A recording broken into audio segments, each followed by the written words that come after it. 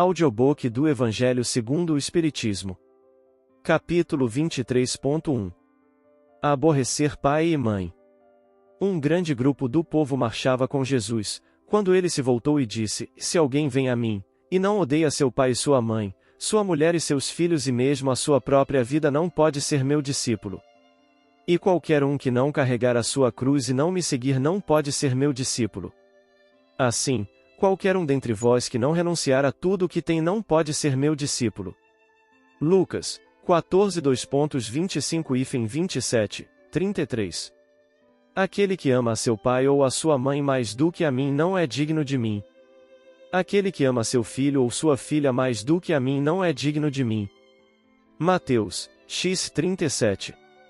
Algumas palavras, aliás muito raras, contrastam de maneira tão estranha com a linguagem do Cristo, que instintivamente nela repelimos o seu sentido literal, e a sublimidade de sua doutrina nada sofre com isso.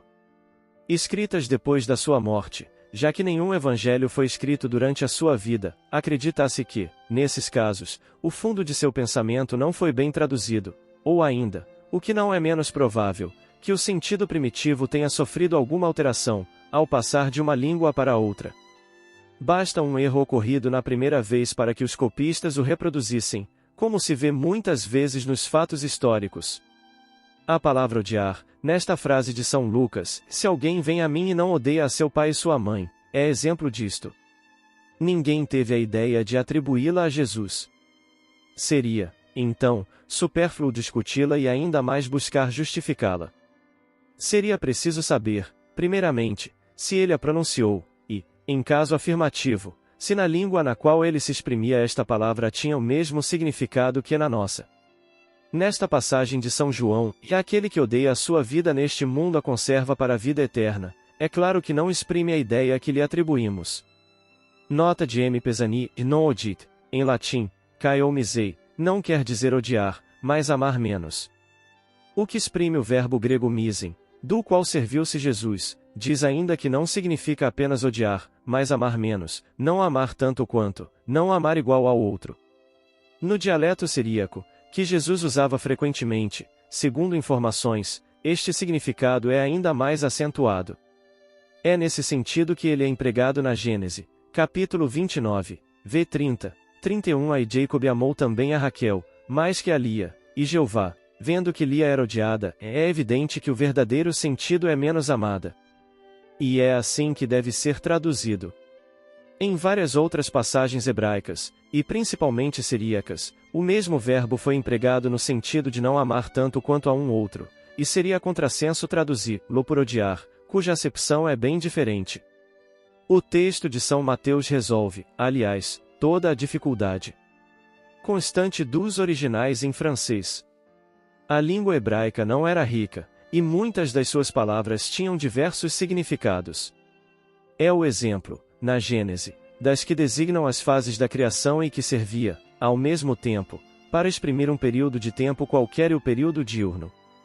Disso resultou, mais tarde, a sua tradução para a palavra dia, e a crença de que o mundo fora feito em 6 dias.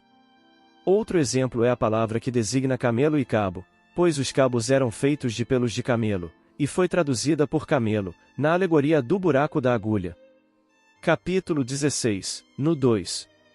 É preciso, além disso, considerar os costumes e as características dos povos, que influem na natureza particular de suas línguas. Sem esse conhecimento, o sentido verdadeiro de certas palavras nos escapa. De uma língua a outra, a mesma palavra tem conotação diferente. Pode ser uma injúria ou uma blasfêmia num idioma, e nada significar em outra, segundo a ideia que exprima. Na mesma língua, algumas palavras perdem o seu significado com o passar dos séculos. É por isso que uma tradução rigorosamente literal não exprime perfeitamente o pensamento, e, para ser exata, é preciso empregar, às vezes, não as palavras correspondentes, mas as equivalentes ou perífrases. Estas observações encontram uma aplicação especial na interpretação das Santas Escrituras e nos Evangelhos em particular. Se não levarmos em conta o meio no qual vivia Jesus, corremos o risco de nos enganarmos sobre o sentido de certas expressões e de certos fatos, em decorrência do hábito que se tem de interpretarmos os outros de acordo com as nossas próprias condições.